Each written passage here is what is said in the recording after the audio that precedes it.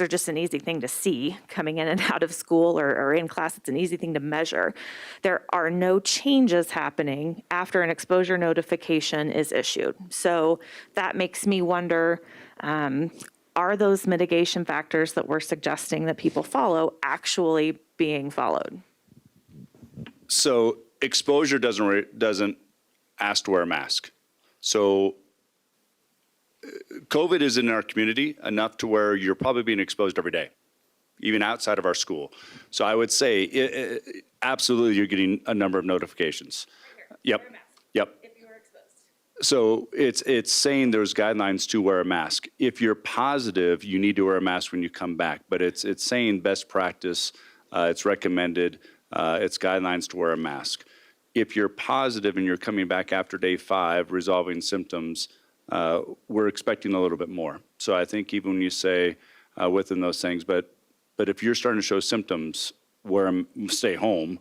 And then also when you're around others, wear a mask. So even at home around others with that piece of showing symptoms. So, right now even access to testing is limited. Even when you get those tests back, how much time before you get those tests back? So I think guidance I'd say to you is, again, if you're feeling symptoms, stay home. Cold or COVID symptoms are very similar. And so you need to go through those practices for what's best, and we'll get you caught up. But it's not exact on that side. And I hear you on a little bit of what it says, but with exposure, I'm not so sure, and Sid can say this, whether it be in our schools and with Jogan, I'm not sure you can say how close that exposure was and where it is, but we do know there is a positive case, and trying to be exact of how close we're in those settings that takes a lot of time in the contact tracing and the linkages in that process to do that. And when you look at the transferability of it, to narrow it down that much is difficult on that side. And we have in our community is parent choice reigns over everything. And I'm pushing on this issue so hard because I've had great conversations with Mike. I've had a great conversation with you. I've had a great conversation with multiple principals and leaders in our building. I am genuinely worried about pushing our system to bend and bend and bend until it breaks. And like Susan was sharing, our staff are at the edge of what they can maintain. And I mean, I will tell you, if we are still in a place where you are being asked to go out and fill lunch breaks in 2 weeks, we have to have a serious conversation as a board about pivoting, because that is not sustainable. And I know it's new and exciting for a while, and that new and exciting evaporates like that, and it's burnout. And you can't really recover from that with the current strains that our system is under.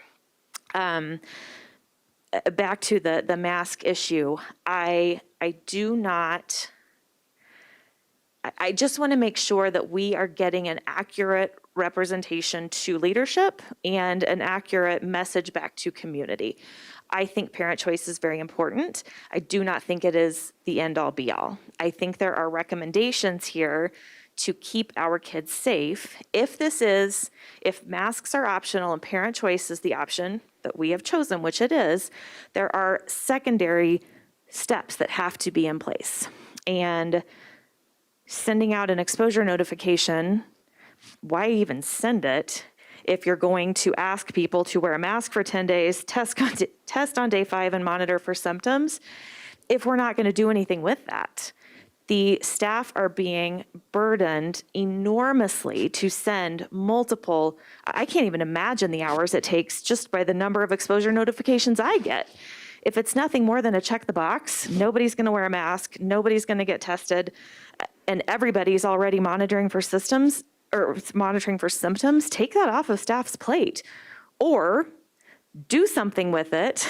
Teachers know who was exposed. They know this 5th grade classroom had 4 cases, but nobody's wearing a mask in this classroom. There just needs to be an honest and real conversation about what we do with the pieces that we have put in place. And to just another piece of that. I don't know why we're bothering to distinguish in an outbreak status between vaccinated and unvaccinated if we're not following it. That's an extra burden that we're putting on our staff. And we don't have the data to actually follow the process that's in place. It's just fluff. It's giving our community a false sense of a mitigation structure that's actually not in place. Very specific.